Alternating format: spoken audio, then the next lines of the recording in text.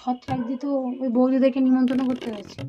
তা আমি কি করবো বলো, আমাদের সঙ্গে তো ঝগড়া, আমি তো সেই তো যে তুমি মারপিট করছিলাম না। তুমি কেন বলো তো মদ খেয়ে বেকার বেকার তাদের বাড়িতে মারলে? আমি বারবার বলেছি তার বরের সাথে আমার কোনো সম্পর্ক ছিল না, তুমি বিনা কারণে তার পাটা খোঁড়া করে দিলে লোকটা। একটা দেখো নিমন্ত্রণ পেতো, আর দেখো শুনছি নাকি কাশি ফাঁসি চিংড়ি মিংড়ি ইলিশ সব কিছু করবে। দেখো যাওয়ার তো হয়েছে, কিছু করার শোনো না, নেই।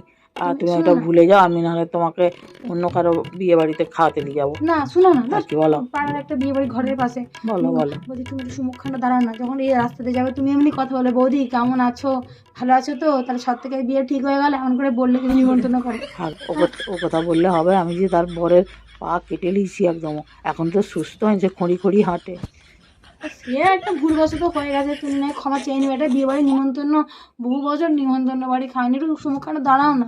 তুমি এনে কথার কথা বলো, দিদি কোথায় গেছিলে বৌদি, দাদা ভালো আছে জিজ্ঞেস করবে। আর তুমি একটু এই যাও না, আমি কেন বলবো? আমি তো, আমার সঙ্গেই তো মারপিটটা হয়েছে।